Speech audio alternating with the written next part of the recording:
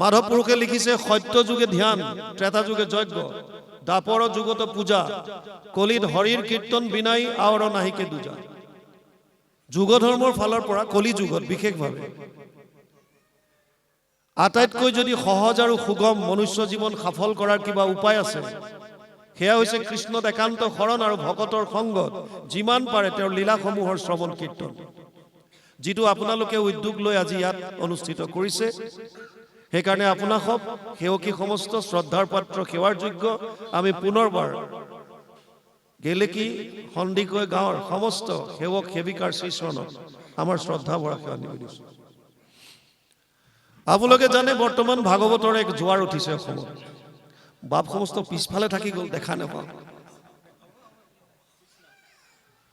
দেখা নাপালে এখন ঠিক নালাগে। বৰ্তমান অসমত ভাগৱতৰ এক জোৱাৰ উঠিছে, চাৰিওফালে কেৱল ভাগৱত। আপোনালোক যদি হাইৱেত গৈ থাকে, ডাঙৰ ডাঙৰ হোৰ্ডিং বা বেনাৰবিলাক দেখা পাব। ক'ৰবাত লিখা আছে অবিৰত ভাগৱত পাঠ, অখণ্ড ভাগৱত পাঠ, ভাগৱত পাঠ আৰু ব্যাখ্যা, বিভিন্ন বেনাৰ দিন ৰাত চলি আছে। কিন্তু ডাঙৰ কথাটো হৈছে ব্যাসদেৱে পদ্মপুৰাণৰ উত্তৰ খণ্ডত এটা কথা লিখি থৈ গৈছে। তেওঁ লিখিছে, এতদস্মাৎ পৰম কিঞ্চিত মন শুদ্ধেন বিদ্যতে জন্মান্তৰে ভৱেৎ পুণ্যম তদা ভাগৱতম লভেৎ। পদ্মপুৰাণ উত্তৰ খণ্ড ভাগৱত মহাত্ম্য প্ৰথম অধ্যায় 12 নম্বৰ শ্লোক। ব্যাসদেৱে কৈছে মনৰ ভাৱ শুদ্ধ কৰিবৰ কাৰণে ভাগৱততকৈ শ্ৰেষ্ঠ গ্ৰন্থ আন একো নাই। আৰু আটাইতকৈ ইণ্টাৰেষ্টিং কথা, আমি ভাগৱত ৰেগুলাৰভাৱে শ্ৰৱণ কৰিছোঁ, আনুষ্ঠানিকভাৱে এনেকৈ প্ৰত্যক্ষভাৱেতো কৰিছোঁৱে, আৰু পৰোক্ষভাৱে মোবাইলত প্ৰায়বিলাকে ভাগৱত শুনিছে। কোনোবাই ৰাতিপুৱা খোজকাঢ়িবলৈ যাওঁতে, কোনোবাই বাৰীত কাম কৰি থাকোঁতে, আইসকলে ৰন্ধন ক্ৰিয়া কৰি থাকোঁতে, মুঠৰ ওপৰত প্ৰায় মানুহে ভাগৱত শ্ৰৱণ কৰিছে। এতিয়া ব্যাসদেৱে কোৱা কথাটো হৈছে যে ভাগৱত শ্ৰৱণ কৰিলে আমাৰ মনৰ ভাৱ শুদ্ধ হয়। আৰু ব্যাসদেৱ লাপিলোপা আমাৰ নিচিনা নহয়। গুৰুজনাই কীৰ্তনত কৈছে, ব্যাস নামে ভৈলা সত্যৱতীৰ সন্ততি, দেখিলাহা প্ৰজা ভৈলা অতি অল্পমতি, কৰিলা অনেক শাখা চাৰিও বেদৰ, পুৰাণ ভাৰত শাস্ত্ৰ নিৰ্মিলা বিস্তৰ। তাৰমানে তেওঁ ভগৱানৰ অংশ, অৱতাৰ। চতুৰ্বিংশতি অৱতাৰ, 24টা অৱতাৰত ব্যাসদেৱৰ নাম আহে। ব্যাসদেৱে লিখিছে যে ভাগৱত শুনিলে মনৰ ভাৱ শুদ্ধ হয়।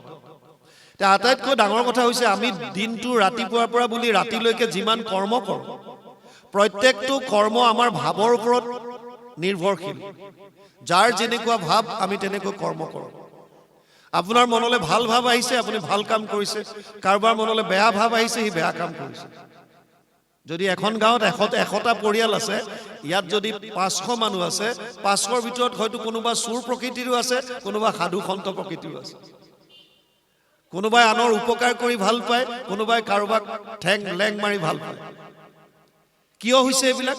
ভাৱৰ ওপৰত, যাৰ যেনেকুৱা ভাৱ। এতিয়া ব্যাসদেৱে কৈছে ভাগৱত শুনিলে মনৰ ভাৱ শুদ্ধ হ'ব। আৰু চাবলৈ গ'লে আমি ভাগৱত শুনিছোঁ, গোটেই ভাগৱতৰ জোৱাৰ উঠিছে, চাৰিওফালে ভাগৱত চলিছে। তাৰমানে আমাৰ মনৰ ভাৱবিলাক শুদ্ধ হ'ব লাগে। ডাঙৰ কথা হৈছে যদি মনৰ ভাৱ শুদ্ধ হয়, তেতিয়াহ'লে সমাজত কোনো ধৰণৰ অপকৰ্মবিলাক ঘটিব নালাগে। চোৰ ডকাইত, ধৰ্ষণ, লুণ্ঠন, হিংসা, দ্বেষ, কাম, ক্ৰোধ, এইবিলাক চব সমূলনছে শেষ হ'ব লাগিছিল। কিন্তু যদি আমি সমাজলৈ চাওঁ, তেতিয়াহ'লে এইবিলাকো সমান্তৰালভাৱে চলি আছে। চোৰো হৈ আছে, ডকাইতো হৈ আছে। বাকীটো দূৰৰ কথা, আপোনালোকে নামঘৰলৈ সোমাওঁতেও চেণ্ডেলযোৰ য'ত খুলি থয়, তাতো এবাৰ হ'লেও মনলৈ আহে যে ঘূৰি পেলাই গৈ পামনে নাই। চেণ্ডেলযোৰ য'ত খুলি থয় তাতো চিন্তা লাগে, মই আহি পেলাই পামনে নাই। কিয়? কাৰণ এনেকুৱা প্ৰকৃতিৰ মানুহ আছে। আৰু শুনিবলৈ আহিছোঁ ভাগৱত, তাৰমানে খেলি মেলিটো ক'ত? ভাগৱতো শুনিছোঁ, মনৰ ভাৱো শুদ্ধ হোৱা নাই। ব্যাসদেৱে কৈছে মনৰ ভাৱ শুদ্ধ হ'ব। কোনে ভাগৱত শুনাৰ অধিকাৰী? জন্মান্তৰে ভৱেৎ পুণ্যম তদা ভাগৱতম লভেৎ। বহুত জন্মৰ পুণ্য সঞ্চিত হ'লেহে ভাগৱত শ্ৰৱণ কৰাৰ সুবিধা পায়। গতিকে আপোনালোক সকলো পুণ্যৱান, ইয়াত কোনো সংশয় নাই। ডাঙৰ কথাটো হৈছে এতিয়া যদি আমি ভাগৱত শুনিছোঁ, তেতিয়া আমাৰ মনৰ ভাৱবিলাক কিয় শুদ্ধ হোৱা নাই? এইটোহে আচল কথা। ইয়াত কাৰণ কেইবাটাও হ'ব পাৰে। প্ৰথম কাৰণ, হয়তো যেনেকৈ ভাগৱত শুনিব লাগে আমি তেনেকৈ শ্ৰৱণ কৰা নাই। আনুষ্ঠানিকতা ৰক্ষা কৰি অনুষ্ঠান পাতিছে, বাৰ্ষিক হিচাপে পাতিছে, গতিকে যাব লাগে, অলপ সময় শুনিম, আকৌ আহিম, আকৌ আমি সমাজত আমাৰ সংসাৰত সোমাই যাম। যেনেকৈ শুনিব লাগে তেনেকৈ হয়তো আমি শুনা নাই শ্ৰদ্ধা সহকাৰে। দ্বিতীয় হৈছে যিবিলাক আলোচক, আপোনালোকে যাক ব্যাখ্যাকাৰ বুলি কয়, আমি ব্যাখ্যাকাৰ বুলি নিজকে নাভাবো, ইমানটো উচ্চ স্তৰলৈ যাব পৰা নাই, আলোচক বুলি ক'ব পাৰে, কৃষ্ণৰ কথা কৈ ভাল পাওঁ। আমি হয়তো ভাগৱতৰ তত্ত্বসমূহ শ্ৰোতাৰ হৃদয়ত সত্য শুদ্ধ ৰূপত সুমুৱাই দিয়াত বিফল হৈছো। আমি হয়তো পৰা নাই, মই স্বীকাৰ কৰোঁ। যদি মই অনুষ্ঠান আমি কৰি অহাৰ পাছতো যদি একো পৰিৱৰ্তন অহা নাই, যদি কৃষ্ণমুখী হোৱা নাই, তাৰ মানে মই বুজোৱাত ক'ৰবাত খেলি মেলি ৰৈছে, মই মানি লৈছো, স্বীকাৰ কৰিছো। তৃতীয় হৈছে যদিও ইমান প্ৰচাৰ চলিছে, জোৱাৰ উঠিছে ভাগৱতৰ, এতিয়াও এটা চামে হয়তো নিজকে ভাগৱত শুনাৰ পৰা আঁতৰাই ৰাখিছে। কাষতে ভাগৱত হৈ আছে, মোৰ শুনিবলৈ মন নাই, মোৰ বেলেগ কাম আছে, মই সিফালে যাওঁ, শুনাৰ ইচ্ছা নাই। আৰু নহ'লে 4 নম্বৰ কাৰণ, শুনাটো শুনিছো, বুজাটো বুজিছো, কিন্তু মানিবলৈ ইচ্ছা নাই। যেতিয়া ভগৱান কৃষ্ণ শান্তি দূত হৈ হস্তিনাপুৰলৈ গৈছিল কুৰুক্ষেত্ৰ যুদ্ধৰ প্ৰাক মুহূৰ্তত, আৰু তেতিয়া দুৰ্যোধনক কৈছিল, দাদা দুৰ্যোধন, যদি যুদ্ধ নিবিচাৰা তেতিয়াহ'লে সাধাৰণ কাম এটা কৰা। দুৰ্যোধনে ক'লে, কোৱা কেশৱ, কি কৰিব লাগিব? ভগৱানে ক'লে যে মাত্ৰ 5খন গাঁও দিয়া, মই পঞ্চপাণ্ডৱক বুজাই দিম, এই যুদ্ধ তেওঁলোকে নকৰে, তেওঁলোকৰ ইমান ৰাজ্যৰ প্ৰতি মোহ নাই। দুৰ্যোধনে ক'লে যে 5খন গাঁওটো বহুত দূৰৰ কথা, বেজীৰ আগত উঠা মাটিকনো মই বিনা যুদ্ধত নিদিওঁ। আৰু তেতিয়া ভগৱান কৃষ্ণই দুৰ্যোধনক কৈছিল যে দাদা দুৰ্যোধন, তুমি ধৰ্ম কি বুজি পোৱা নে নাই? দুৰ্যোধনে বিৰাট টাউট কৈছে যে জানামি ধৰ্মম নাচামে প্ৰবৃত্তি, ধৰ্ম কি মই জানো, কিন্তু মোৰ মানিবলৈ ইচ্ছা নাই। বুজি পাইছেনে? ভগৱানে তেতিয়া ক'লে যে তুমি অধৰ্ম কি জানা নাই? দুৰ্যোধনে কৈছে জানামি অধৰ্মম নাচামে নিবৃত্তি, অধৰ্ম কি সেইটোও জানো, কিন্তু নকৰাকে থাকিব নোৱাৰো। প্ৰব্লেমটো তাত, জনাটো আমি জানো, কিন্তু মানিব নোৱাৰো, ইচ্ছা নাই। আৰু যিটো অধৰ্ম বুলি সেইটোও জানো, কিন্তু নকৰাকে থাকিব নোৱাৰো। আৰু সুবিধা লৈছে কেনাপি দেৱে না হৃদয় স্থিতম যথা নিয়োজয়সি তথা কৰমি। আমাৰ মহাপুৰুষ মাধৱদেৱে এজোকা এই শ্লোকটোৰ অনুবাদ ঘোষাত কৰিলে, ধৰ্মক জানো সময় তথাপি প্ৰবৃত্তি নাই, অধৰ্মত নিবৃত্তি নহয়, হৃদয়স্থিত হোৱা তুমি যেন কৰা বাহা স্বামী, ঋষিকেশ কৰিবতে নয়। আমাৰো প্ৰায়বিলাকৰ গতি একে। কোনে নাজানে ৰাতিপুৱা সোনকালে শোৱাৰ পৰা উঠিব লাগে, কিমানজন উঠো। কোনে নাজানে যে বেলেগক অন্যায় কৰিব নালাগে, নকৰাকে কিমানজন আছো। জনা কথাখিনিও আমি মানিবলৈ ইচ্ছা নকৰোঁ, বাকী নজনাখিনিতো পিছৰ কথা। যিখিনি জনা, যিখিনি কৰিলে বেলেগৰ একো নহয়, আমাৰ লাভ হ'ব, সেইখিনিও আমি নামানো। সেইকাৰণে প্ৰথমতে আজি ইয়াত যিখন শুনে একাত্মভাৱে শুনক, আপোনালোকৰ জীৱন সলনি কৰি দিব পাৰে। ভাগৱত এনেকুৱা এখন গ্ৰন্থ, বহুত শুনাৰ প্ৰয়োজন নাই। শ্লোকাৰ্ধম শ্লোক পদম শ্ৰীমদ ভাগৱত উদ্ভৱম, অকণমানো যদি শুনে। কিন্তু কেনেকৈ শুনিব? প্ৰথম প্ৰশ্নটো কেনেকৈ শুনিব? গীতাত অৰ্জুনক কৈছে শ্ৰদ্ধাৱান লব্ধতে জ্ঞানম তৎপৰে সংযতেন্দ্ৰিয় জ্ঞানম লব্ধা পৰম শান্তিম অচিৰেণ অধিগচ্ছতি। 4ৰ্থ অধ্যায় 39 নম্বৰ শ্লোক গীতা। হে অৰ্জুন, যিজন শ্ৰদ্ধাৱান হ'ব তেওঁহে জ্ঞান লাভ কৰিব পাৰিব, যদি অশ্ৰদ্ধাই বহি থাকে লাভ নাই।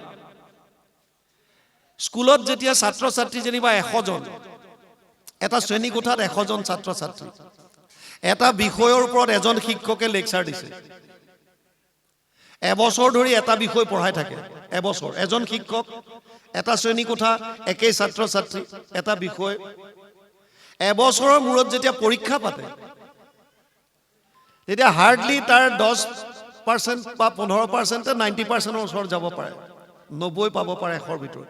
বাকী তাৰ ভিতৰত কিছুমান 60 পৰা 80 ভিতৰতে থাকে, আৰু কিছুমান 2-এজনে হয়তো ফেইল কৰে। কাৰণটো কি? কাৰণটো হৈছে শ্ৰদ্ধা। যিটো বিষয় পঢ়িবলৈ গৈছে সেই বিষয়টোৰ প্ৰতি তাৰ শ্ৰদ্ধা আছে নে নাই? যিজন শিক্ষকে পঢ়াইছে শিক্ষকজনৰ প্ৰতি শ্ৰদ্ধা আছে নে নাই? যিটো অনুষ্ঠানত পঢ়িবলৈ গৈছে সেই অনুষ্ঠানটোৰ প্ৰতি বিদ্যালয়খনৰ প্ৰতি শ্ৰদ্ধা আছেনে নাই? শ্ৰদ্ধা কেতিয়া আহিব? যেতিয়া মহাত্ম গম পাব। এতিয়া ভাগৱতত এনেকুৱা কি আছে বা মহাত্মৰ প্ৰয়োজন কি আগতে সেইটোৱে বুজি লওক। এখন ট্ৰেইনত এটা পৰিয়ালে যাত্ৰা কৰিছে, গিৰিয়েক ঘৈণীয়েক আৰু ল'ৰা ছোৱালী দুটা। ল'ৰা ছোৱালী দুটা সৰু, ল'ৰাটোৰ বয়স 7 বছৰমান হৈছে। 4টা টিকেট কাটিছে AC 2 টায়াৰ। AC 2 টায়াৰত যিবিলাকে যাত্ৰা কৰিছে তেওঁলোকে গম পাব, তলত 2টা বাৰ্ড থাকে দুফালে, ওপৰত 2টা আৰু ছাইড বাৰ্ড 2টা, 6টা থাকে টোটেল এটা কম্পাৰ্টমেণ্টত। তেওঁলোকে 4টা ছিট লৈছে, মানে এটা কম্পাৰ্টমেণ্টৰ এটা ছাইডৰ পুৰা 4টা ছিট লৈছে। এতিয়া আমাৰ এটা স্বভাৱ থাকে যে আমাৰ যদি টিকেট কনফাৰ্ম হয় আমি ভাবোঁ যে আমাৰ ছিটত যাতে বেলেগ আহি নবহক, আমাক যাতে ডিষ্টাৰ্ব নকৰে। এইটো আমাৰ এটা স্বভাৱ। আগতেতো ৰুমাল দি থয় বাছত, এই পাব্লিক বাছবিলাক যেতিয়া চলিছিলে তাত আগতে কোনোবাই গৈ ইফালে সিফালে ঘূৰি থাকে বাছ নোযোৱালৈকে, কিন্তু ছিটত ৰুমাল এখন দি থয়, তাৰমানে এইটো তেওঁৰ ছিট ৰিজাৰ্ভ হৈ গ'ল। এইটো আগতে আছিলে, এতিয়া এইবিলাক নাইকিয়া হ'ল, এতিয়া চব অনলাইন বুকিং হ'বলৈ ধৰিছে। 4টা টিকেট কাটিলে, কিন্তু এটা মনত সন্দেহ হৈছে যে ছিটকেইটাতো দীঘল দীঘল, তিনিজন মানুহটো আৰামত বহিব পাৰে। আকৌ ওপৰত 2টা আছে, তেওঁলোকে ভাবিছে টিকেটটো আমিহে বুক কৰিছোঁ, গতিকে ওপৰৰ কিটাত বেগকেইটা, কাপোৰৰ বেগকেইটা পাতলকৈ মেলি দিছে, মানে অকুপাই কৰিছে। আৰু এফালে মাক বহিছে, এফালে বাপেক, ল'ৰা ছোৱালী দুটাক দীঘলকৈ শুৱাই দিছে বাৰ্থত। এটাই উদ্দেশ্য, যাতে আমাৰ ছিটত বেলেগ আহি বহিব নোৱাৰে। ট্ৰেইনখন চলিবলৈ ধৰাৰ প্ৰাক মুহূৰ্তত এজন ভদ্ৰলোক, তেওঁ হাতত এটা ব্ৰিফকেছ লৈ সেই কম্পাৰ্টমেণ্টত আহিল আৰু আহি পেলাই দেখা পালে যে সৰু ল'ৰা এটা মাকৰ কোলাত মূৰ দি পেলাই শুই আছে। মানুহজন 2-3টা ষ্টেচনৰ সিফালে যাব, টিকেট কনফাৰ্ম হোৱা নাই। তেওঁ ল'ৰাটোক ক'লে যে উপায় অকণমান ভৰিকেইটা কচাই দিয়া, মই এইকণতে অকণ বহোঁ, মোৰ টিকেট কনফাৰ্ম হ'লে মই কৈছোঁ কৰি দিব, আৰু 3-4টা ষ্টেচন যাম, মই নামি যাম। ল'ৰাটোৱে একো ক'বলৈ পোৱাই নাই। মাক বাপেকে পিতেকক কৈছে, ভৰি মেল ভৰি মেল। তাৰ মানে ইনডাইৰেক্টলি বুজাইছে যে তই ইয়াত বহিব নোৱাৰ। মানুহজন ভদ্ৰ, গতিকে ব্ৰিফকেছটো হাতত লৈ ৰেলিংডালত ধৰি থিয় হৈ আছে। ইতিমধ্যে ট্ৰেইন চলা আৰম্ভ কৰিছে। এই ল'ৰাটোৱে হাতত এটা চিপছৰ পেকেট 2টামান লৈ গৈছে। সৰু ল'ৰা, ট্ৰেইনত যাব, কিবা কিবি খাই যাব। কিন্তু মাক বাপেকে সৰুৰে পৰা এটা কথা শিকাইছে, শুই শুই খাব নাপায়। আমাৰ সমাজবিলাকত এই নাপায় বস্তুটো বহুত চলে। আপোনালোকে জানি আচৰিত হ'ব, এটা ল'ৰা বা এজনী ছোৱালীক জন্মৰ পৰা 16 বছৰ বয়সলৈকে কোটি বাৰৰ ওপৰত নাপায় বা নোৱাৰ বা তই নকৰিবি, নাযাবি, এই নিগেটিভ শব্দবিলাক কয়, যাৰ কাৰণে সিহঁতৰ ছাবকনচিয়াছ মাইণ্ডত এই নোৱাৰো বস্তুটো সোমাই যায়। এনেকুৱা এখন তক্তা বুলিয়ে কয়, এনেকুৱা এখন তক্তা সৰু, যদি ফ্ল'ৰত দি পেলাই আপুনি সৰু ল'ৰা বা মানুহ এজনক তাৰ ওপৰে যাবলৈ কয়, সিহঁতে হাঁহি হাঁহি গুচি যাব। ভৰি থ'বৰ কাৰণে যথেষ্ট ইমানখিনি তক্তা। এই তক্তাখন যদি 10 ফুট ওপৰলৈ উঠাই দিয়ে আৰু সেই ল'ৰাটো বা মানুহজনকে যদি কয় ইয়াৰ ওপৰে যা, তাৰ বহুতে নোৱাৰো বুলি ক'ব, মই নোৱাৰিম। কিয়? কাৰণ তাৰ ছাবকনচিয়াছ মাইণ্ডে কৈছে তই ওপৰলৈ উঠিলে পৰি যাবি, তই নোৱাৰ। তাৰমানে কিহৰ কাৰণে কৈছে? সৰুৰে পৰা এইটো সংস্কাৰ দিছে, তই এইফালে নাযাবি, তই তই সিফালে নাযাবি, তই পৰিবি, এইফালে যায়, এনেকুৱা কথা। নোৱাৰ, নকৰিবি, তোৰ দ্বাৰা নহ'ব, এই নিগেটিভ কথাবিলাক আমি ল'ৰা ছোৱালীক বহুত সোমাওঁ। এইটো বৰ তাত্ত্বিক কথা, যাৰ কাৰণে ডাঙৰ হৈ তেওঁলোকে ভাবে যে এইটো মোৰ দ্বাৰা নহ'ব, মই নোৱাৰিম। এইটো বহুত অন্ধবিশ্বাসো চলে। কিছুমান জেগাত আইসকলক ভাগৱতৰ আসনত বহিব নিদিয়ে, চাকি বন্তি জ্বলাব নাপায় বুলি কয় আইসকলে, আগলৈ আহিবলৈ নিদিয়ে, ছেপাৰেট কৰি ৰাখে। কিছুমান জেগাত নামঘৰৰ ভিতৰত সোমাবলৈ নিদিয়ে। আৰু গুৰুজনে কৈছে বাক্য কৰ্ণ মন মুখ আছে মানে যাৰ হৰি ভকতিত সমস্তৰে অধিকাৰ। কাৰো বাধা নাই ইয়াত, চবেই পাৰে আহিব, কোনে কৈছে নোৱাৰে? আমি যদি বন্তি গছি জ্বলাব পাৰোঁ, আপোনালোকে কিয় নোৱাৰে? কোন সময়ত আমি অসুচিতাত আছোঁ, অপবিত্ৰ হৈ আছোঁ, এইটো চবেই জানে। এজন বাপে যদি গম পায় যে তেওঁলোকৰ পৰিয়ালত কোনোবা ঢুকালে, অশৌচত আছে, গতিকে সেই 10 বা 11 বা 12 দিন যাৰ যেনেকুৱা নিয়ম, তেতিয়া মই নামঘৰত সোমাব নোৱাৰোঁ। আইগৰাকীও জানে যে তেওঁ যেতিয়া মাহিলীক অসুবিধা হয় তেতিয়া তেওঁ কিমান দিনলৈকে পালন কৰিব লাগে, চবেই জানে। তে জনাৰ পাছত কি আপত্তি আছে, হোৱাৰ পাছত কিয় নোৱাৰে? এয়া অন্ধবিশ্বাস। আমি গাড়ী চলাই ঘূৰি ফুৰোঁতে আমাৰ আগেদি কেতিয়াবা দেখা পাওঁ মেকুৰী যেতিয়া পাৰ হয় বহুতে গাড়ীখন ৰখাই দিয়ে আৰু ৰখাই কিবা হাৱাতে পুৰঞ্চিন মাৰে আৰু থু থু থা থা এনেকুৱা কৰে। তথাপিও সাহস নকৰে গাড়ী চলাবলৈ। গ্লাছখন খুলি আমাক কয় আগবাঢ়ক। বোলো কি হ'ল? বোলে মেকুৰী এটা পাৰ হ'ল। কি হ'ব এতিয়া? নাই, আমাৰ যাত্ৰা ভংগ হৈ গ'ল। বুজি পাইছে নাই? বহুতে পিছফালৰ পৰা মাত দিলে যাত্ৰা ভংগ হয়, খালী বাল্টি দেখিলে যাত্ৰা ভংগ হয়। মেকুৰীটো পাৰ হ'লে যাত্ৰা ভংগ হয়। কীৰ্তনত কৈছে কুকুৰ শৃগাল গৰ্দভৰ আত্মা ৰাম জানিয়া সবাকো পৰি কৰিবা প্ৰণাম। কুকুৰ শিয়াল গাধ চবৰে শৰীৰত ভগৱান ৰামে বা কৃষ্ণ আত্মাৰূপে আছে। মেকুৰীটোৰ গাতনো কি দুৰ্ভগীয়া যে তাৰ গাত নাই? এয়া আমাৰ অন্ধবিশ্বাস। সেইবিলাক বস্তু নামানিব যিবিলাক বস্তু কোনো লজিষ্টিক গ্ৰাউণ্ড নাই। যিবিলাকৰ আছে সেয়া মানক। প্ৰথমতে চালি জাৰি চাব এইটো কিহৰ কাৰণে নাপায় বুলি ক'লে। যদি তাক কিবা গ্ৰাউণ্ড আছে যে এইটো কাৰণে নাপায়, এইটো মানক। এই সৰু ল'ৰাটোক সৰুৰে পৰা মাক বাপেকে শিকাইছে শুই শুই খাব নাপায়। ইয়াৰ বিজ্ঞানজনিত কাৰণ আছে, ইয়াৰ লজিষ্টিক গ্ৰাউণ্ড আছে। আমাৰ যিডাল শ্বাস নলী যেনি আমি উশাহ নিশাহ লওঁ আৰু যিডাল খাদ্য নলী যেনি আমি ভোজন কৰোঁ, এই দুডাল ইয়াত গৈ পেলাই এনেকৈ লগ লাগিছে। কেতিয়াবা আমি খৰধৰকৈ যেতিয়া কিবা খাওঁ, পানীয়ে খালে কিবা খালে অলপ লৰালৰি ধাপ ধূপ যদি কৰা হয়, যদি শ্বাস নলীলে অকণমান কিবা তাৰ গুচি গ'ল, তেতিয়া কি হয়? চৰচৰণি আহে, চৰচৰণি আহে। সেইকাৰণে কয় যে শুই শুই খাব নাপায়।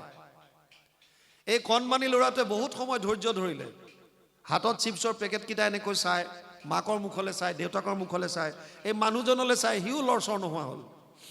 উপায় নাই। শেষত আৰু ভাবিলে কি কৰিম এতিয়া, শুই শুইয়ে খাওঁ। এই বুলি চিপছৰ পেকেটটো ফালি পেলাই খাবলৈ আৰম্ভ কৰিলে। দুটুকুৰামান খোৱাৰ পাছতে তাৰ শ্বাস নলীত টুকুৰা এটা লাগি গ'ল। লাগি যোৱাৰ কাৰণে তাৰ চৰচৰণি আহিবলৈ ধৰিলে, কাহ আহিবলৈ ধৰিলে। ল'ৰাটোৰ আছিল এজমেটিক ট্ৰাবল, হাঁপানী বেমাৰ। যেতিয়াই চৰচৰণি আৰু কাহিবলৈ ধৰিলে তাৰ শ্বাস নলী ফুলি গ'ল, চুৱেলিং আহিল। সি উশাহ ল'ব নোৱাৰা হৈছে।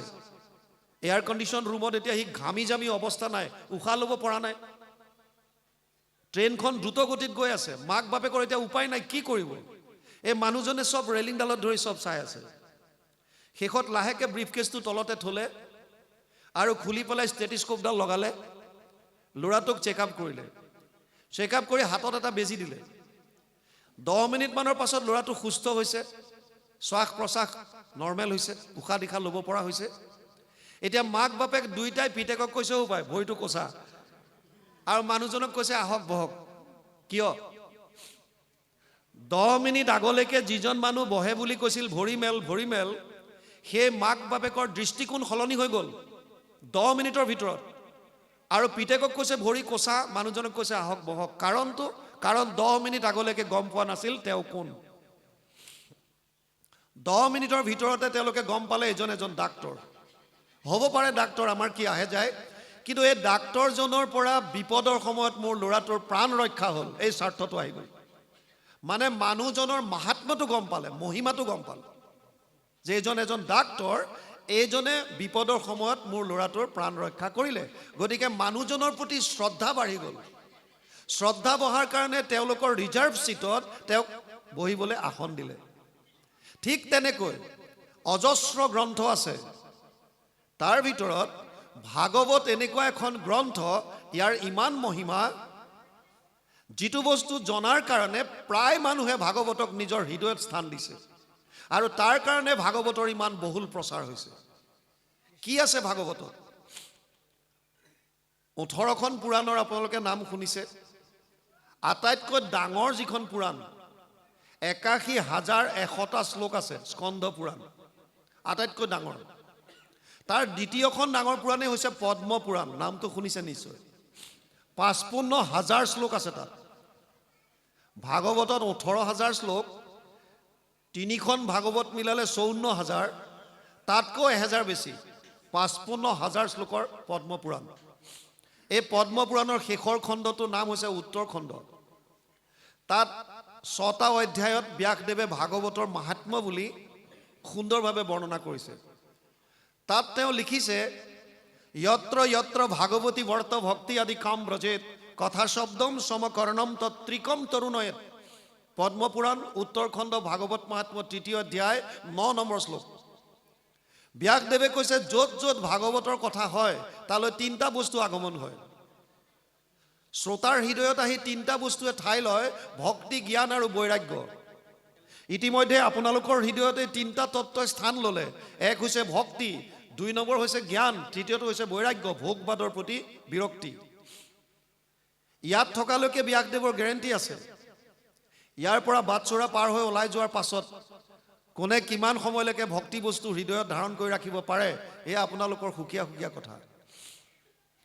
ব্যাসদেৱে কৈছে, কথা ভাগৱতস্যাপি নিত্যম ভৱতি যত গৃহে তৎ গৃহম তীৰ্থৰূপম হি বাসতম পাপনাশনম। পদ্মপুৰাণ উত্তৰখণ্ড ভাগৱত মহাত্ম্য 3য় অধ্যায় 29 নম্বৰ শ্লোক। ব্যাসদেৱে কৈছে, যিখন ঘৰত সদায় ভাগৱতৰ পাঠ হয়, অকণমানে হওক, যদি সদায় আপোনালোকে ভাগৱতৰ লগত সম্পৰ্ক ৰাখে, আপোনালোকৰ ঘৰবিলাক তীৰ্থক্ষেত্ৰলৈ ৰূপান্তৰিত হ'ব বুলি কৈছে। আৰু তাত কোনো ধৰণৰ পাপ থাকিব নোৱাৰে। বেলেগে আৰু তীৰ্থ ভ্ৰমণ কৰাৰ কোনো প্ৰয়োজনে নাই। আপোনালোকৰ ঘৰখন আপোনালোকে তীৰ্থক্ষেত্ৰলৈ ৰূপান্তৰিত কৰিব পাৰে যদি পুৱা গধূলি এটলিষ্ট ভগৱানৰ নাম বা লীলা সম্বলিত ভাগৱত হওক, কীৰ্তন হওক, দশম হওক, ঘোষা হওক, ৰত্নাৱলী হওক, যদি আপোনালোকে নিয়মিতভাৱে পাঠ কৰে, তেতিয়াহ'লে আপোনালোকৰ ঘৰবিলাক তীৰ্থক্ষেত্ৰলৈ ৰূপান্তৰিত হ'ব। ব্যাসদেৱে ইয়ালৈকো কৈছে, অশ্বমেধ সহস্ৰাণি বাজপেয় শতানি চ শুক শাস্ত্ৰ কথায় চ কলৌ নৰহন্তি সৰসিম। পদ্মপুৰাণ উত্তৰখণ্ড ভাগৱত মহাত্ম্য 3য় অধ্যায় 30 নম্বৰ শ্লোক। ব্যাসদেৱে কৈছে, যদি কোনোবাই 1000টা অশ্বমেধ যজ্ঞ কৰে আৰু 100টা যদি বাজপেয় যজ্ঞ কৰে, আৰু আনফালে আপোনালোকে অনুষ্ঠিত কৰাৰ দৰে যদি ভাগৱতৰ অনুষ্ঠান কৰে, কোনটোৱে বেছি ফল পাব? ব্যাসদেৱে লিখিছে, ভাগৱত অনুষ্ঠান কৰি যিটো ফল পাব, সেৱকীয়ে বা শ্ৰোতাই 1000 অশ্বমেধ আৰু 100টা বাজপেয় যজ্ঞ কৰি ভাগৱতৰ ফলৰ 16 ভাগৰ এভাগ পাব। 16 ভাগৰ এভাগ। আৰু কি আছে ভাগৱতৰ মাহাত্ম্য? আমি হৈছোঁ সনাতন ধৰ্মৰ মানুহ আচলতে, যদিও আমাক হিন্দু হিন্দু বুলি কয়। হিন্দুটো পাৰ্চিয়ানবিলাকে সিন্ধু নদীৰ পাৰত যিমান মানুহে বাস কৰিছিল, সকলোকে তেওঁলোকে হিন্দু উচ্চাৰণ কৰিব নোৱাৰে, হিন্দু হিন্দু কৈছিল। আৰু তাৰ পাছত আমি নিজকে হিন্দু বুলি কোৱা হ'লোঁ। আচলতে সনাতন ধৰ্মৰ মূল হৈছে বেদ। বেদক কোনো নাকচ কৰিব নোৱাৰে। কোনোবাই যদি কৈছে বেদ নেমানো, এইটো ভুল। সনাতন ধৰ্মৰ মূল ভেটিটোৱে হৈছে বেদ। বেদ কোনো লিখা নাই, সৃষ্টি কৰা নাই কোনো। জগত সংহৰি সুতি আছা নাৰায়ণ, প্ৰথম নিশ্বাসে বাজ ভৈলা বেদগণ। বেদস্তুতি কীৰ্তনত গুৰুজনাই লিখিছে, ভগৱানৰ নিশ্বাসত বাজ হৈছিলে জ্ঞান। প্ৰথমতে শ্ৰৱণৰ দ্বাৰা আহি আছিল, সেইকাৰণে বেদৰ আন এটা নাম হৈছে শ্ৰুতি। বেদক 4টা ভাগলৈ ভাগ কৰিলে। ঋক সাম যজুৰ অথৰ্বৈক্য চতুৰ্বেদ ঊৰ্ধ্বতে ভাৰত পুৰাণম চ পঞ্চম বেদ উচ্যতে।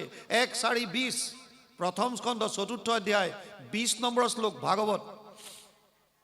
ঋকবেদ, সামবেদ, যজুৰ্বেদ আৰু অথৰ্ববেদ 4খন বেদলৈ ৰূপান্তৰিত কৰিছে, বিস্তাৰ কৰিছে ব্যাসদেৱে।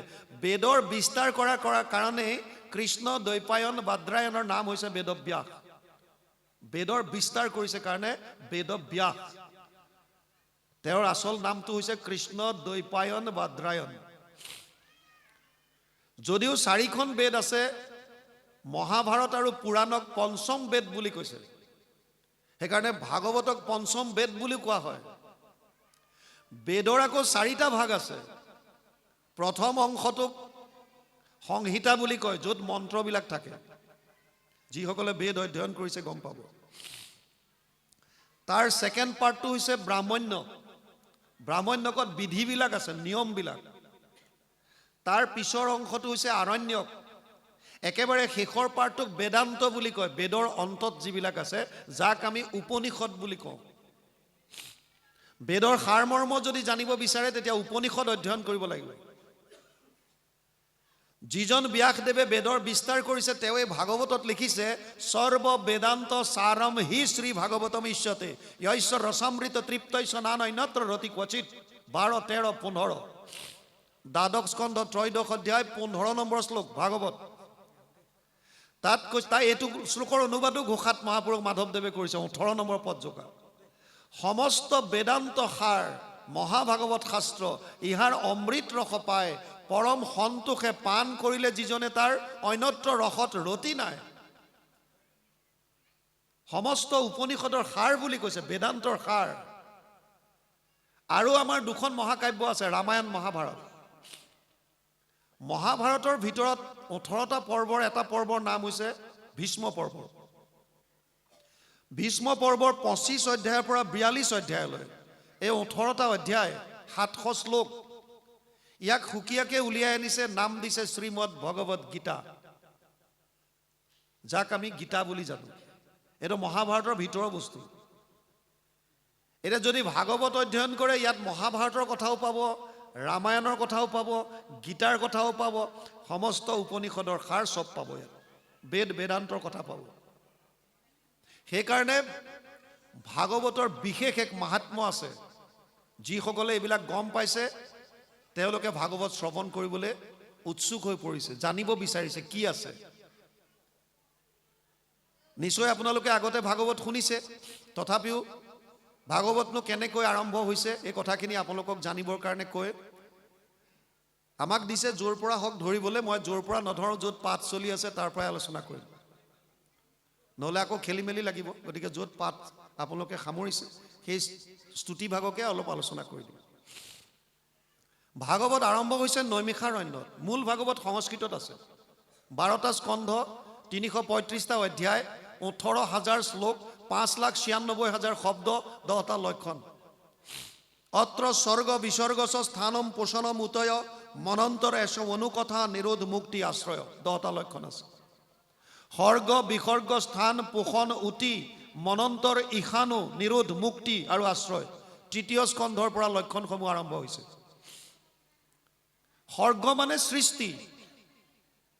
আমি নামত গাওঁ কোটি কোটি ব্ৰহ্মাণ্ডৰ হৰি অধিকাৰী, নামত গাই নহয়, কোটি কোটি ব্ৰহ্মাণ্ডৰ হৰি অধিকাৰী। এই কোটি কোটি ব্ৰহ্মাণ্ডৰ স্ৰজন কেনেকৈ হ'ল এয়া জানিবৰ কাৰণে 3য় স্কন্ধ অধ্যয়ন কৰিব লাগিব। ভাগৱতৰ প্ৰথম আৰু দ্বিতীয় দুটা জাষ্ট পাতনি বুলি ভাবক, কাহিনী আৰম্ভ কৰিছে, কি আছে কৈ দিম তাতো। 4ৰ্থ হৈছে বিসৰ্গ, সেকেন্ডাৰী সৃষ্টি, ব্ৰহ্মা আদিৰ দ্বাৰা সৃষ্টিৰ বিকাশ কেনেকৈ হ'ল। 5ম স্কন্ধত আছে স্থান, ভূগোল আৰু খগোল। খগোল মানে গ্ৰহ নক্ষত্ৰৰ বিৱৰণ, গ্ৰহ নক্ষত্ৰৰ বিৱৰণ লগতে বিভিন্ন স্থানৰ সুন্দৰভাৱে বৰ্ণনা 5ম স্কন্ধ। 6ষ্ঠ স্কন্ধৰ লক্ষণ হৈছে পোষণ। কোটি কোটি ব্ৰহ্মাণ্ডত যিমান জীৱৰাশি আছে প্ৰভু ভগৱন্তই সকলোকে কেনেকৈ পোষণ কৰে। আপোনালোকে জানি আচৰিত হ'ব, এটা সন্তান জন্ম হোৱাই নাই, মাতৃ গৰ্ভত আছে, কিন্তু তাৰ কাৰণে আগতীয়াকৈ সি জন্ম হৈ কি খাব, মাতৃৰ স্তনত তাৰ খাব পৰাকৈ গাখীৰ তৈয়াৰ কৰি দিয়ে। ইমান কৃপালু ভগৱান। এই যত যিমান জীৱ আছে, আমি কিছুমান দেখা পাওঁ চকুৰে, খালী চকুৰে, কিছুমান দেখা নাপাওঁ, সমস্তবিলাক জীৱিত আছে, সকলোকে পোষণ কৰি ৰাখিছে। কেনেকৈ? অজামিল উপাখ্যান পঢ়িব, বৃত্তাসুৰ বধ পঢ়িব, চিত্ৰকেতু উপাখ্যান, বিভিন্ন সুন্দৰভাৱে ষষ্ঠত বৰ্ণনা কৰিছে। 7ম স্কন্ধৰ লক্ষণ হৈছে উতি। উতি মানে বাসনা। আমাৰ 3 ধৰণৰ বাসনা আছে। এক হৈছে দৈবিক বাসনা, এক হৈছে আসুৰিক বাসনা, এক হৈছে মানৱীয় বাসনা। ভকতৰ কৃপাত দৈবিক বাসনাৰ সৃষ্টি হয়, সেয়া বুজাবৰ কাৰণে প্ৰহ্লাদৰ চৰিত্ৰ আনিছে। মহন্তৰ কোপত বা ভকতৰ ক্ৰোধত আসুৰিক বাসনাৰ সৃষ্টি হয়, সেয়া বুজাবৰ কাৰণে হিৰণ্যক্ষ আৰু হিৰণ্যকশিপুৰ কথা আনিছে 7ম স্কন্ধত। মানৱীয় বাসনাত বৰ্ণাশ্ৰম ধৰ্মৰ কথা নাৰদে যুধিষ্ঠিৰক কৈছে।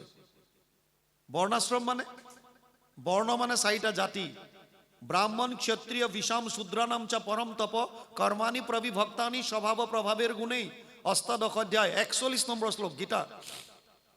ব্ৰাহ্মণ, ক্ষত্ৰিয়, বৈশ্য আৰু শূদ্ৰ এই চাৰিটা জাতি কৰ্মৰ ওপৰত ভিত্তি কৰি পেলাই সৃজন কৰিছিল বুলি ভগৱান কৃষ্ণই নিজ মুখে অৰ্জুনক কৈছে। চাতুৰ্বৰ্ণ ময়া সৃষ্ট গুণ কৰ্ম বিভাগছ, মই গুণ আৰু কৰ্মৰ ওপৰত ভিত্তি কৰিহে সৃজন কৰিছিলোঁ। এয়া ভগৱান কৃষ্ণই নিজ মুখে কোৱা কথা। কিন্তু বৰ্তমান কি হৈ গ'ল, জন্মগতভাৱে আমি জাতিটোলৈ লৈ আহিলোঁ। আচলতে ব্ৰাহ্মণ কাক কয়? সম দম তপ শৌচম শান্তিৰ আৰ্জবম এবচ জ্ঞান বিজ্ঞান আস্তিক্যম ব্ৰহ্ম কৰ্ম স্বভাৱজম, যাৰে 9টা গুণ থাকে। অষ্টাদশ অধ্যায় 42 নম্বৰ শ্লোক। সম মানে মনৰ ওপৰত যোনে কণ্ট্ৰল কৰিব পাৰিলে, দম মানে যোনে ইন্দ্ৰিয় দমন কৰিব পাৰিছে, সম দম যোনে কায় মনো বাণীৰ টপ কৰিছে, যাৰ পবিত্ৰতা আছে বাহ্যিক আৰু আভ্যন্তৰীণ, সম দম তপ শৌচম। শান্তি যোন ক্ষমাবন্ত, আৰ্যমম যিজন সৰল অন্তৰৰ, যিজনে জ্ঞান আহৰণ কৰিছে, আৰু বিজ্ঞান মানে নিজে ৰিয়েলাইজ কৰিছে, প্ৰেক্টিকেল। আস্তিক্যম মানে বেলেগৰ ঈশ্বৰৰ প্ৰতি আকৃষ্ট, ঈশ্বৰৰ প্ৰতি সেৱা। এই 9টা গুণ যাৰ আছে তাক ব্ৰাহ্মণ বুলি কয়। ব্ৰাহ্মণ কোন আছিলে? যিবিলাকে নিজে জ্ঞান আহৰণ কৰিছিল, বাকী 3টা জাতিক জ্ঞান দিছিল। সেইফালৰ পৰা চাবলৈ গ'লে বৰ্তমান ব্ৰাহ্মণ কোনসকল? যোনে জ্ঞান দি আছে, শিক্ষকবিলাক, প্ৰশিক্ষকবিলাক, যোনে আনক জ্ঞান বিলাইছে, নিজে জ্ঞান লৈছে, আনক জ্ঞান দিছে, এইখিনিকহে আচলতে ব্ৰাহ্মণ বুলি কয় শাস্ত্ৰৰ মতে। ক্ষত্ৰিয় আচলতে কোন? যোনে 3টা জাতিৰ ৰক্ষণাবেক্ষণ দিয়ে। সেইকাৰণে ক্ষত্ৰিয়ক বাহুৰ পৰা জন্ম বুলি কয়। 3টা জাতিক যোনে ৰক্ষণাবেক্ষণ দিছিল। তেতিয়া বৰ্তমান সময়ত ক্ষত্ৰিয় কাক ক'ব? যিমান ডিফেন্স পাৰ্চনেল আছে, পাৰামিলিটাৰী ফ'ৰ্চ আছে, পুলিচ প্ৰশাসন আছে, যাৰ কাৰণে আমি নিৰ্ভয়ে থাকিব পাৰিছোঁ, সুৰক্ষিত হৈ আছোঁ, সেইসকল ক্ষত্ৰিয়। বৈশ্য কাক কয়? কৃষি গৌৰক্ষ বাণিজ্যম বৈশ্য কৰ্ম স্বভাৱজম। অষ্টাদশ অধ্যায় 44 নম্বৰ শ্লোক গীতা। যোনে কৃষি কৰ্ম কৰিছে, গো পালন কৰিছে, বেপাৰ বাণিজ্য কৰিছে, আৰু 3টা জাতিক খাদ্যৰ যোগাৰ দিছে, সেইসকলক বৈশ্য বুলি কৈছিল। শূদ্ৰ কোন? যিবিলাকে 3টা জাতিক কায়িকভাৱে সহায় কৰিছিল, সেইসকলক শূদ্ৰ বুলি কৈছিল। এতিয়া চাবলৈ গ'লে কোনো ইয়াত ওপৰ খাপৰ নহয়, কোনো তল খাপৰ নহয়, চবৰে ডিউটি বেলেগ বেলেগ দিয়া আছে। ইজন আনজনৰ পৰিপূৰকহে, উচ্চ নিচ নাছিল। কিন্তু তাৰ পাছত আমাৰ এটা চামে গৈ কাৰোবাক নিচ বনাই পেলালে, কোনোবা উচ্চ খাপৰ হ'ল, কোনোবা কিবা হ'ল, কোনোবা কিবা, যাৰ কাৰণে সমাজত খেলি মেলিৰ সৃষ্টি হ'ল। আৰু আশ্ৰম কোনটো? 4টা আশ্ৰম আছে, ব্ৰহ্মচৰ্য, গাৰ্হস্থ্য, বানপ্ৰস্থ, সন্ন্যাস। আগতে নিয়ম আছিল 25 বছৰ বয়সলৈকে ব্ৰহ্মচৰ্য ব্ৰতত থাকিব, ব্ৰহ্মক আৰাধনা কৰিব, শিক্ষা আহৰণ কৰিব, সমস্ত আধ্যাত্মিক শাস্ত্ৰবিলাক অধ্যয়ন কৰি তাৰ পৰা জ্ঞান ল'ব।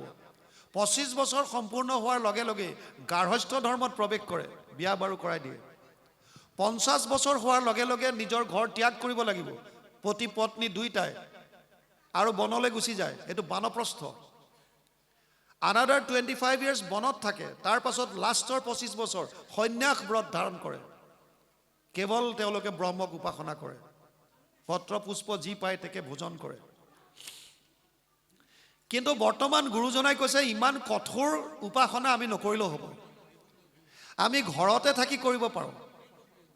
যিটো প্ৰাণ বন্ধু কৃষ্ণৰ হৃদয়তে আছে, সিটো মনেহে কৰিব লাগে সেৱ, কৰাটোৰো নাহি হানি এতেকতে পদ্মপানী, তুষ্ট হন্ত দেৱতাৰো দেৱ। যিজন ভগৱান সেইজন সকলোৰে হৃদয়ত আছে, গতিকে বাহিৰত গৈ জংঘলত গৈ বিচৰা কোনো প্ৰয়োজন নাই। কিমান লজিক আছে। সেইকাৰণে ভক্তি মাৰ্গত বৰ্ণাশ্ৰম ধৰ্মৰ কথাটো অনুবাদ কৰোঁতে ইয়াত 7ম স্কন্ধত সেইখিনি কৰা নাই, শ্বৰ্টত মাত্ৰ কৈ থৈছে বৰ্ণাশ্ৰম ধৰ্মৰ বিষয়ে নাৰদে যুধিষ্ঠিৰক ক'লে, বছ সিমানে, অকণমান লিখিছে। আৰু মাধৱ পুৰুষে ঘোষাত লিখিছোঁ, নহো জানা আমি 4 জাতি, 4ও আশ্ৰমী নহো আতি। আমি এই 4টা জাতিটো নপঢ়োঁ, 4ও আশ্ৰমীটো আমি নপঢ়োঁ। তে আমাৰ জাতি কি? আমাৰ জাতি এটাই, সেইটো হৈছে দাসৰো দাস, টান দাসৱ হৈলোঁ আমি। ভগৱান কৃষ্ণ আমাৰ স্বামী, আৰু আমি সকলোবিলাক তেওঁৰ দাস। অষ্টম স্কন্ধত আছে মনন্তৰ, 14জন মনু আৰু মনুৰ বংশৰ বিষয়ে কৰ্মৰাজিৰ বিষয়ে জানিব বিচাৰিলে অষ্টম স্কন্ধ অধ্যয়ন কৰিব লাগিব। নৱম স্কন্ধত আছে ৰাজবংশাৱলী, চন্দ্ৰবংশ সূৰ্যবংশৰ ৰজা মহাৰাজাৰ বিষয়ে যিসকল বৈষ্ণৱ আছিল তেওঁলোকৰ বিষয়ে জানিব ইচ্ছা থাকিলে নৱম স্কন্ধ অধ্যয়ন কৰিব লাগিব। দশম স্কন্ধৰ লক্ষণ হৈছে নিৰোধ। প্ৰলয়ৰ সময়ত সমস্ত জীৱৰাশি প্ৰভু ভগৱন্তৰ উদৰত অৱৰুদ্ধ হৈ থাকে, এই অৱস্থাটোক নিৰোধ বুলি কৈছে। যিজন ঈশ্বৰৰ উদৰত সমস্ত জীৱ প্ৰলয়ৰ সময়ত আবদ্ধ হৈ থাকে, সেইজন ঈশ্বৰৰ অৱতাৰৰ পৰা বিভিন্ন লীলা দশম স্কন্ধত 90টা অধ্যায়ত বৰ্ণনা কৰিছে। আটাইতকৈ ডাঙৰ স্কন্ধ দশম স্কন্ধ। ইয়াক 3টা ভাগ কৰিছে, আদি, মধ্য আৰু শেষ। আদি চোৱা গুৰুজনাই নিজে অনুবাদ কৰিছে, যাক আমি দশম বুলি কওঁ, আদি দশম। একাদশ স্কন্ধ, যিটো এতিয়া আজি আমি ইয়াত আলোচনা কৰিম, একাদশ স্কন্ধৰ লক্ষণ হৈছে মুক্তি। মুক্তি মানে মোকলাই দিয়া, খুলি দিয়া। মুক্তি কাক লাগে? যিবিলাক বান্ধনত আছে। মুক্তিকাৰী কাক দিব? যিবিলাকক বান্ধি ৰাখিছে। যদি আপোনাৰ বান্ধোনেই নাই তেতিয়া মুক্তিৰ প্ৰয়োজনেই নাই, আৰু যদি বান্ধোন আছে তেতিয়াহ'লে কিহৰ বান্ধোন? এইখিনি জানিবৰ কাৰণে একাদশ স্কন্ধত, ইয়াত ক'লে আমাৰ হৰিদত্ত বৰুৱাদেৱৰ ইয়াত নিমি নৱসিদ্ধ সংবাদটো নাই। নিমি নৱসিদ্ধ সংবাদ, কৃষ্ণ উদ্ধৱ সংবাদ ইয়াত আপোনালোকে পাব। কিহৰ বান্ধোন? এই বান্ধোনৰ পৰা মুকলি হ'বৰ কাৰণে কি কৰিব লাগিব। আৰু দ্বাদশ স্কন্ধ লক্ষণ হৈছে আশ্ৰয়। আশ্ৰয় মানে শৰণ। ক'ত শৰণ ল'ম? ভাগৱতৰ মূল উদ্দেশ্য হৈছে আশ্ৰয়। জীৱই শৰণ ক'ত ল'ব? বৰ্তমানো মানুহৰ মাজত ভ্ৰান্তিত আছে। আমি ক'ত কাক উপাসনা কৰিম? কোনজন আচলতে যোগ্য? তাৰ কাৰণে শাস্ত্ৰৰ উত্তম 2খন গ্ৰন্থই শ্ৰেষ্ঠ, অধ্যয়ন কৰিলে হ'ল, কাফি। ভাগৱত আৰু গীতা।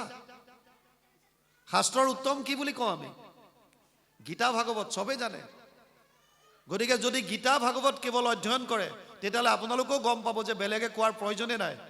আচলতে আমাৰ আৰাধ্য কোনজন আৰু ক'ত আমি শৰণ ল'ব লাগে, আশ্ৰয়ৰ আমাৰ প্ৰপাৰ জেগাটো কি, এয়াই হৈছে থুলমূল ভাগৱতৰ মূল কথা। ভাগৱত আৰম্ভ হৈছে নৈমিষাৰণ্যত। 28,000 ঋষি মুনি এনেকৈ বহিছে, যিসকলে 1000 বছৰ যজ্ঞ কৰিছিল। উদ্দেশ্য মহান আছিল, কলিযুগৰ মানুহৰ যাতে কল্যাণ হয়। কল্যাণ মানে আমি প্ৰত্যেকজন মানুহে দিনটোৰ ভিতৰত দৈনন্দিন জীৱনত বহুত কষ্ট পাইছোঁ। এই কষ্টবিলাকক 3টা ভাগত ভগাইছে শাস্ত্ৰই। কিছুমান কষ্ট আমি জীৱনত পাওঁ যিবিলাকত আমাৰ কোনো হাত নাই, দৈৱ দোষত হয়, দৈৱবশত। যেনে ভূমিকম্প আহিল, যেনে ধুমুহা আহিল, বানপানী আহিল, খৰ মাৰিলে, এইবিলাকত আমাৰ কোনো হাত নাই। এইবিলাক দৈৱবশত হৈছে। সেইকাৰণে তেনেধৰণৰ যিবিলাক কষ্ট আমি ভোগ কৰিবলগীয়া হয় তাক শাস্ত্ৰই নামাংকিত কৰিছে আধি দৈবিক তাপ। কিছুমান কষ্ট আমি পাওঁ প্ৰাণীৰ পৰা। কুকুৰে কামুৰিলে, মেকুৰীয়ে আঁচুৰিলে, সাপে খুটিলে, মানুহে মানুহক কষ্ট দিলে। ভূত মানে প্ৰাণী, সমস্ত ভূতত ব্যাপী আছো মই হৰি, এই ভূত শব্দটোৱে প্ৰাণীক বুজায়। সমস্ত ভূতত, সকলোতে মই ব্যাপ্ত আছো। যিবিলাক ভূত বা প্ৰাণীৰ পৰা আমি কষ্ট পাওঁ, ভূতৰ পৰা ভৌতিক হৈছে, আধি শব্দটোৱে সম্পৰ্কীয় বা সম্বন্ধীয় বুজাইছে। প্ৰাণী সম্বন্ধীয় যিমান কষ্ট আমি পাওঁ তাক নাম দিছে আধি ভৌতিক তাপ। আন কিছুমান কষ্ট আমি পাওঁ যিবিলাকক আধ্যাত্মিক তাপ বুলি কৈছে। ই 2 ধৰণৰ, এক হৈছে শাৰীৰিক, এক হৈছে মানসিক। শাৰীৰিক বিভিন্ন অসুস্থতাৰ কাৰণে আমি কষ্ট পাওঁ। আটাইতকৈ মাৰাত্মক আৰু চিন্তনীয় বিষয়টো হৈছে মানসিক তাপ।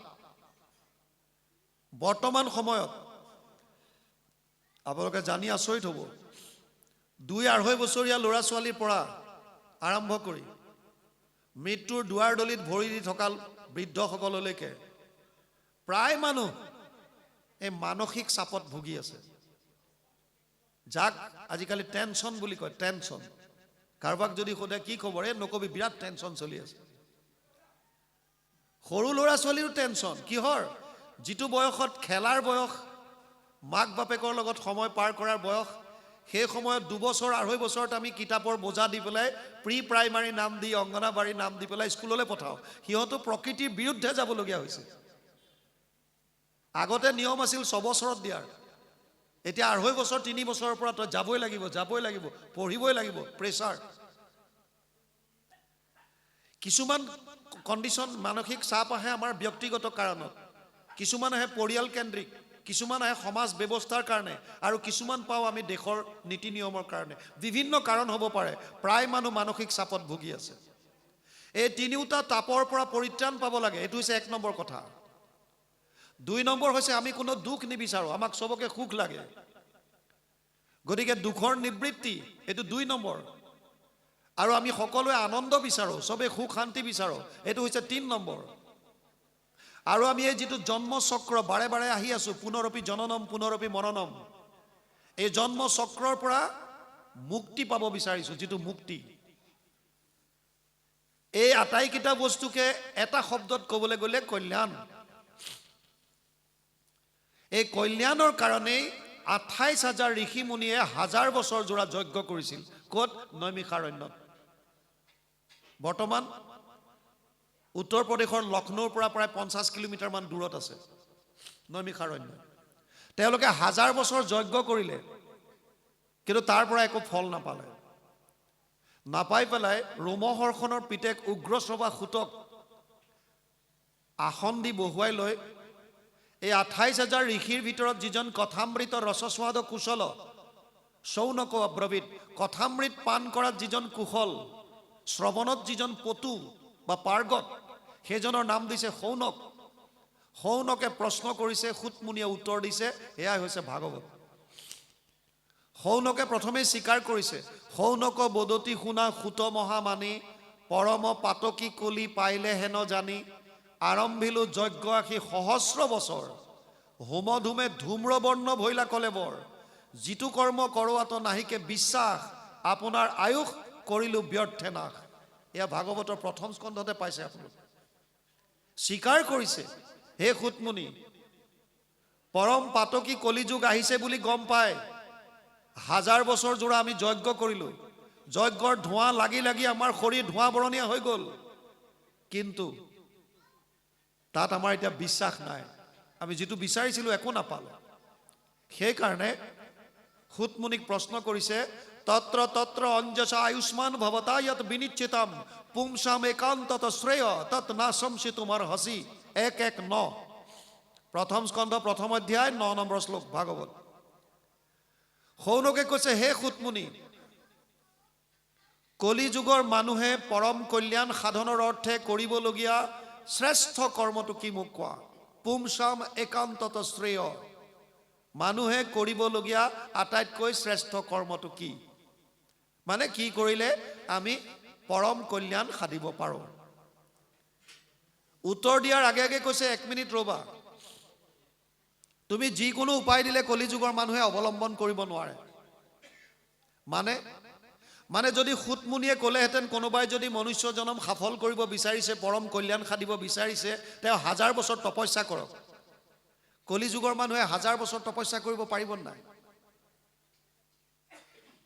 নোৱাৰে কাৰণ ইমান দিন আমি জীয়াই নাথাকো কলিযুগৰ মানুহৰ আয়ুষ হৈছে মাত্ৰ 100 বছৰ 100 বছৰ শাস্ত্ৰত কৈছে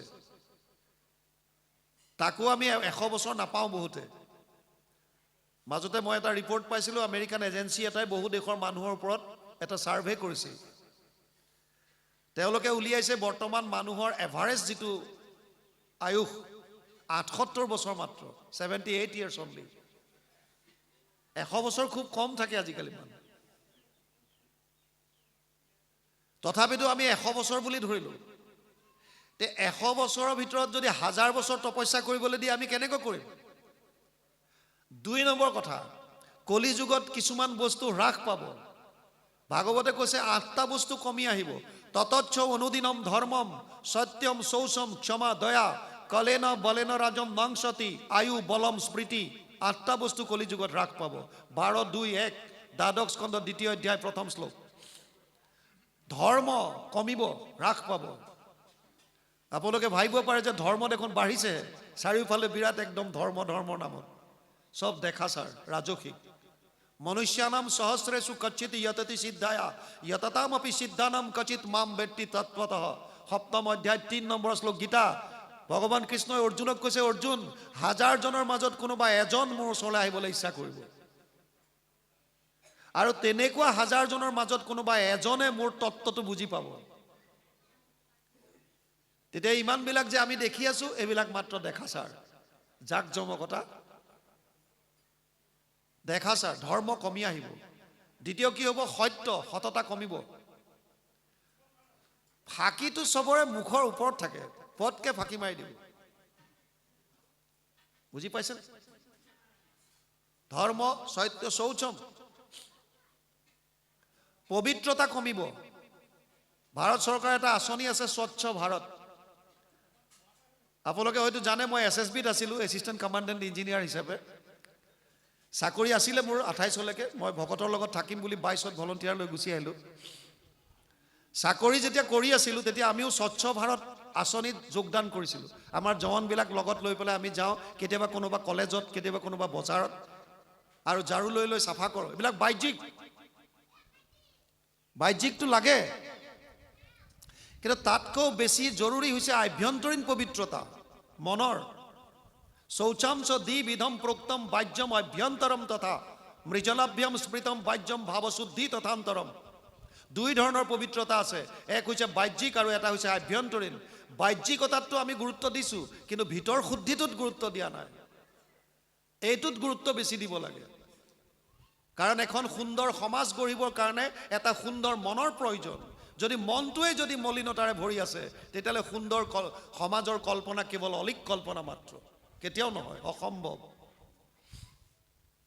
কমি আহিব এইবিলাক পবিত্ৰতা কমিব ততচ্চ অনুদিনম ধৰ্মম সত্যম শৌচম ক্ষমা কমিব দয়া কমিব আয়ুষ কমিব বল কমিব স্মৃতি কমিব চব কমি আহিব